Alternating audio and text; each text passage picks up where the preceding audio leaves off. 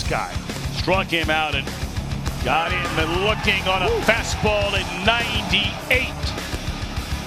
The administrative leave for Dodgers pitcher Trevor Bauer has now been extended another 7 days. In 2020, Trevor Bauer was dominating. A freshly crowned Cy Young Award winner with a $102 million contract awaiting him just months later. But by mid-2021, he would throw his last major league pitch to date, caught up in a scandal that would change him from coveted ace to baseball untouchable. But before we get to the content today, if you've been enjoying the videos I put out, please leave a like and subscribe. I do this full time, and your support on the channel really helps me to be able to continue to put out consistent content because I'm passionate in bringing you the latest MLB analysis. Now that that's out of the way, let's dive right into it. Born January 17, 1991 in North Hollywood, California, Trevor Bauer wasn't blessed with natural athleticism or a golden arm. What set him apart was his obsessive dedication to improvement and an analytical mind that questioned baseball's orthodox methods. Growing up, Bauer idolized the aces of the time: Maddox, Glavines, Smoltz, Zito, Hudson. He was basically obsessed with the big three of the Braves and athletics. I got into pitching staff, so it was Zito, Hudson, and Mulder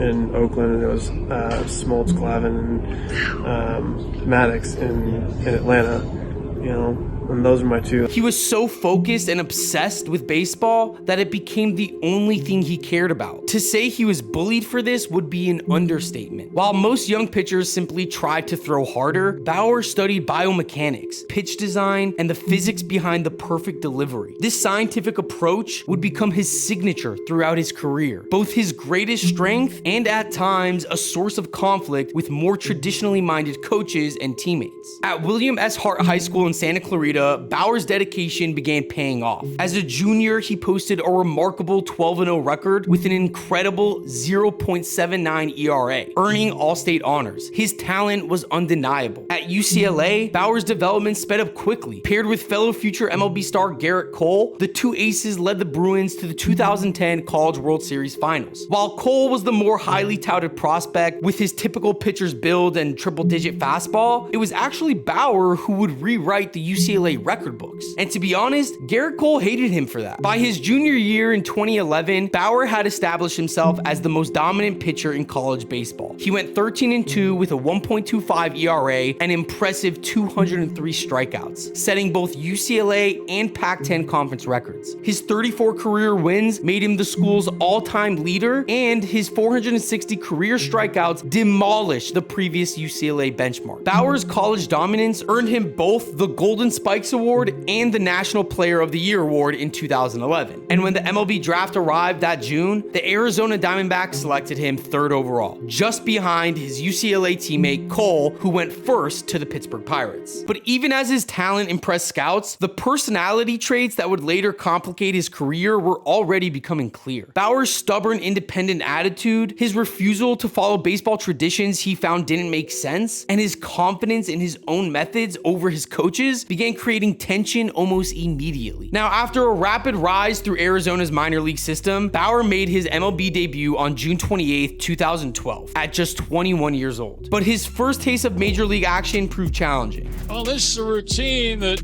Trevor Bauer goes through before each start he makes, and it's interesting to watch. That hurts to watch. Says Gracie, everything he does, there's a very specific reason why, a specific purpose.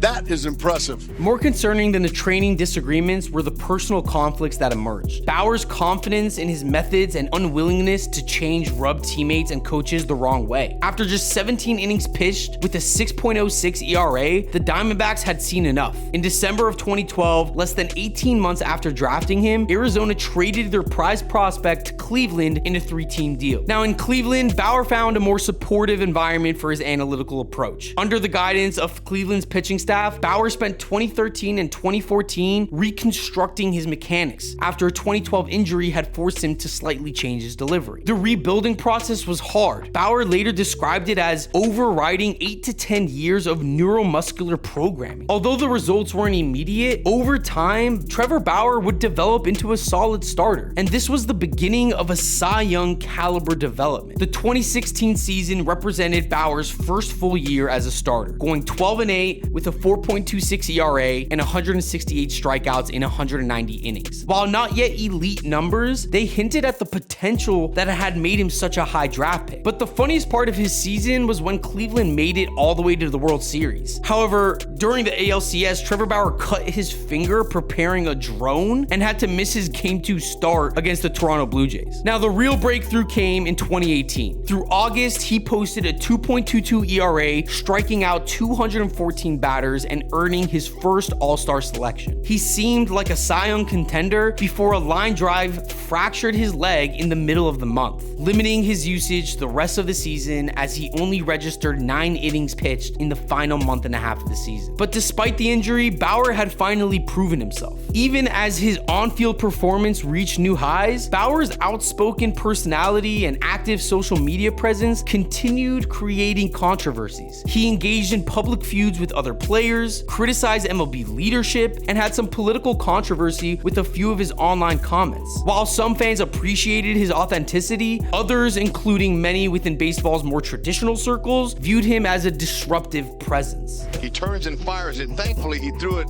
against the board, so there was nobody in the seats there to get hit with it. You don't do that when your manager's coming out. It's disrespectful. 3 days later, Cleveland traded Bauer to the Cincinnati Reds in another 3-team deal, ending his time with the Indians. His initial stretch with Cincinnati proved challenging. Bauer posted a disappointing 6.39 ERA in 10 starts after the trade. However, under the hood, the numbers weren't so bad. His FIP was significantly lower than his ERA. His strikeout and whiff percentage were above average, and he had 6 extremely competitive pitches. The 2020 season, which was a shortened 60-game season due to the worldwide pandemic, would end up being the best season of Trevor Bauer's major league career. From his first start of 2020, his fastball velocity ticked up, his breaking balls featured sharper movement, and his command reached new heights. The secret to these improvements was simple. Bauer was using something that nearly every elite pitcher in the MLB was using. His statistics tell the story of utter dominance. A 1.73 ERA that led the National League, an insane 0.795 whip, an opponent's batting average of just 159, 2 complete game shutouts, and 100 strikeouts in 73 innings. Perhaps most impressively, Bauer's ERA plus of 284 suggested he was nearly 3 times as effective as the average major league pitcher that season. As the season went on, with the Reds battling for a playoff spot, Bauer even pitched on short rest late into September. When the regular season ended, Bauer was crowned the 2020 NL Cy Young Award winner, and the vote wasn't even close. Bauer received 27 of 30 first place votes, easily beating finalist Yu Darvish of the Chicago Cubs and 2-time defending winner Jacob deGrom of the New York Mets. Despite the Cincinnati Reds' storied history dating back to 1869, by the way, making them the oldest franchise in professional baseball, no Reds pitcher had ever won the Cy Young Award. Bauer ended that drought, adding his name to the franchise's history books. On top of that, Bauer joined an elite group as only the 3rd player ever to win both a Cy Young Award and college baseball's Golden Spikes Award, joining David Price and Tim Lincecum. His dominance continued into the postseason. Starting game 1 of the wildcard series against the Atlanta Braves, Bauer pitched 7 2/3 scoreless innings, allowing just 2 hits while striking out 12 batters and not issuing a walk. Though the Reds would ultimately lose the game and be eliminated from the playoffs, Bauer had cemented his status as one of baseball's elite pitchers at that time. After the 2020 season, Bauer entered free agency as the most coveted pitcher on the market. His Cy Young performance, relatively young age of 30, and analytical approach to the game made him a perfect fit for the modern data-driven MLB. And so, Bauer signed an unprecedented 3-year, $102 million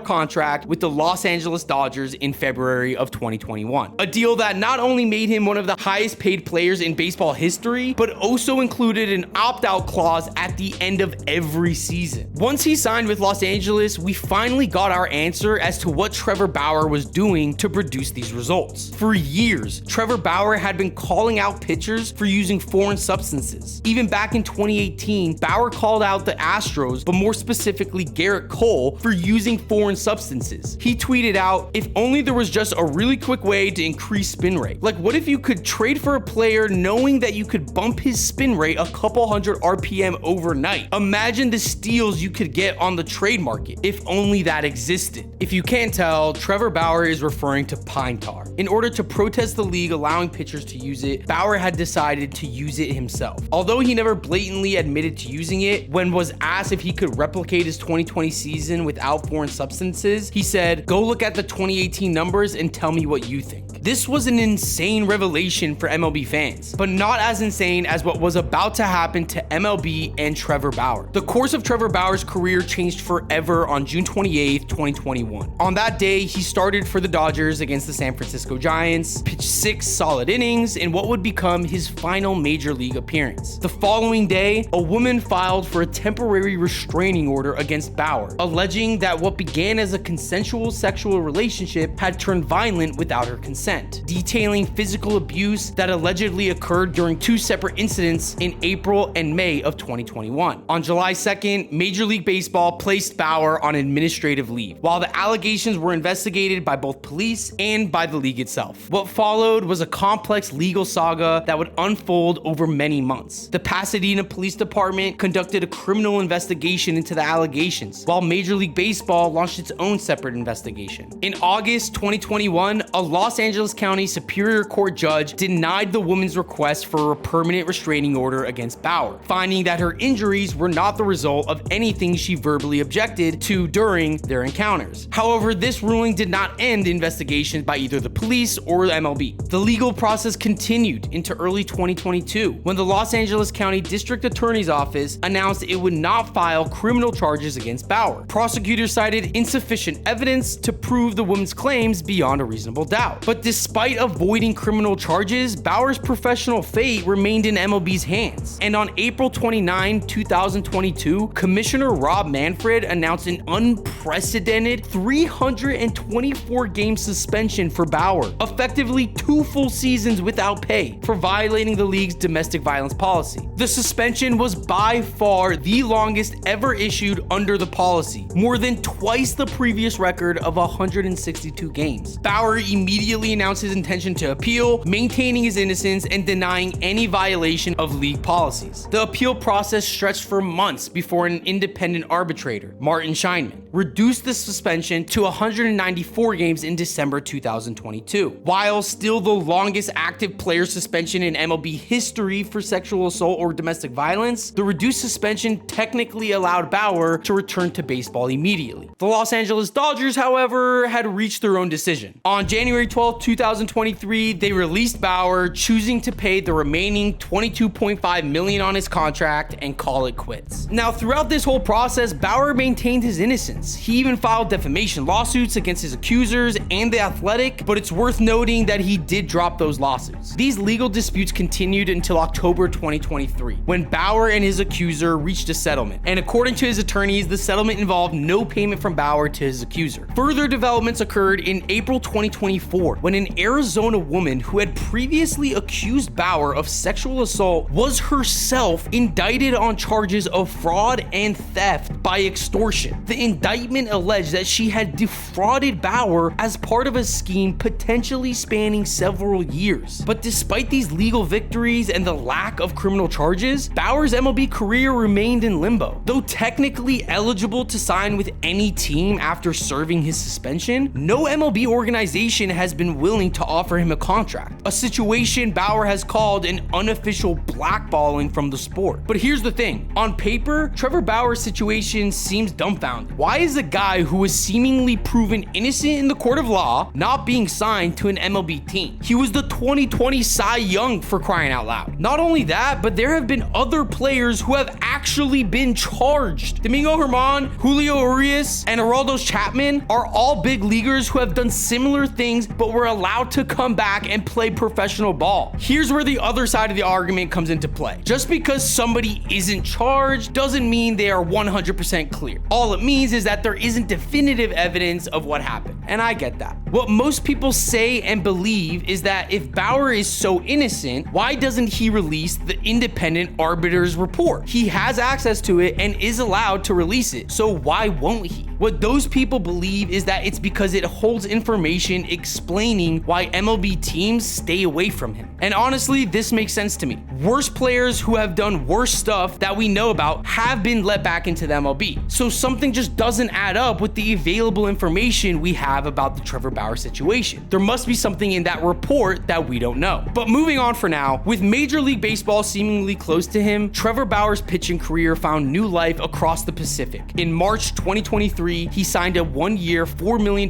contract with the Yokohama DeNa Stars of Japan's Nippon Professional Baseball League. A significant step down financially from his MLB earnings, but an opportunity to prove he could still perform at an elite level. Upon joining the Bay Stars, Bauer set ambitious goals for himself, striking out 200 batters while maintaining an average fastball velocity of 96 miles per hour. "I've been doing a lot of strength training and throwing," he told reporters. "I didn't really take any time off, so I've had a year and a half of development time. I'm stronger than ever, more powerful than ever." After a brief stint with Yokohama's minor league affiliate to build up his arm strength, Bauer made his NPB debut on May 3rd, 2023, pitching the Bay Stars to a 4-1 victory over the Hiroshima Toyo Carp, his first professional game in nearly 22 months. What followed was a successful campaign that proved Bauer's skills remained sharp despite the long layoff. By season's end, he had impressive statistics: a 10-4 record with a 2.76 ERA and 130 strikeouts across 130 and 2/3 innings. His performance even earned him a fan-selected spot to the NPB All-Star Game and June MVP honors. After becoming a free agent following the 2023 season, Bauer explored potential MLB opportunities, but when none came again, he pivoted to Mexico's Liga Mexicana de Baseball, signing to pitch 6 games for the Diablos Rojos del Mexico in March 2024. His brief Mexican League stint proved even more dominant. In one notable performance on April 21st, his second start for the Diablos, Bauer struck out 14 batters in 6 innings, including an immaculate inning and a stretch of 9 consecutive strikeouts that tied a league record. By season's end, Bauer had posted a remarkable 10-0 record with a 2.48 ERA and 120 strikeouts against just 21 walks in 83 and 2/3 innings, and helping the Diablos win the 2024 championship, earning himself the league's Pitcher of the Year award. But now I know what you may be thinking: these numbers are absolutely insane. How could MLB teams not at least give him a tryout to see if these numbers can translate to the MLB? Besides, other players in the past have been let back into MLB. Let's take, for example, Ji-Hwan Bae. The guy was literally suspended for domestic violence in 2019 while in the minor leagues, and the Pirates kept him, resulting in him playing over 150 major league games for the team. And keep in mind, he's never had a positive B WAR in his life. This means the Pirates kept a guy who had a domestic violence record and let him play on the major league roster despite the fact he was a net negative to the team. With all this in mind, why won't Trevor Bauer get a tryout after dominating the Mexican League? Well, the answer to me is simple. This is the same league that let a nearly 42-year-old Robinson Cano hit over 400. In the Mexican League, Cano had an OPS north of 1100. That's why this league isn't a good indicator of talent. But moving on, in January 2025, with no MLB opportunities coming, Bauer opted to return to Japan, signing another contract with the Yokohama DeNa Stars for the 2025 season. And while the door to MLB remains theoretically open, each passing season makes a return less likely. From a career standpoint, the raw statistics paint a picture of excellence. A career 83-69 record with a 3.79 ERA and 1,416 strikeouts over a little under 1,300 innings pitched, highlighted by a Cy Young Award season. His international success with dominant performances in both Japan and Mexico prove his skills remain sharp well into his 30s. Beyond the numbers, Bauer's impact on baseball's approach to player development and pitching science is undeniable. His early adoption of high-speed cameras, biomechanical analysis, and pitch design helped accelerate the sport's technological revolution. His willingness to experiment experiment with unconventional training methods, from long toss to weighted ball programs to anti-gravity treadmills, challenged traditional baseball wisdom and helped change the way pitchers now prepare. Ultimately, Trevor Bauer's legacy in baseball is murky. At the top of his game, he was the best pitcher on the planet. He was never a hyper-athletic player, and he still rose to the top due to his analytical approach to the game of baseball. Coaches never liked him. They had issues with him in high school, college, and even the big leagues, but Bauer never let old school players stop him from developing a new school mentality. There are ultimately two trains of thought when it comes to Trevor Bauer and his career. The first is the people who don't understand why he's not signed. The guy is a Cy Young winner. He's proven he can pitch with and without foreign substances and has dominated in multiple international baseball leagues. There is absolutely no way outside of an unspoken ban that Trevor Bauer isn't in the MLB. The talent just speaks for itself. Then there's the second train of thought. The people who believe he should be suspended and he did do something because otherwise why won't he release the independent arbiter's findings? If Bauer really has nothing to hide when it comes to his domestic situation, then why won't he release the league's findings? Plus, he's not even that good anymore. He dominated a league that has such little talent. A 42-year-old Robinson Cano is literally hitting 400. That speaks for itself. I'm sorry. Plus, although his Japanese stats look solid, we are forgetting the league is a pitcher-friendly league and the ERA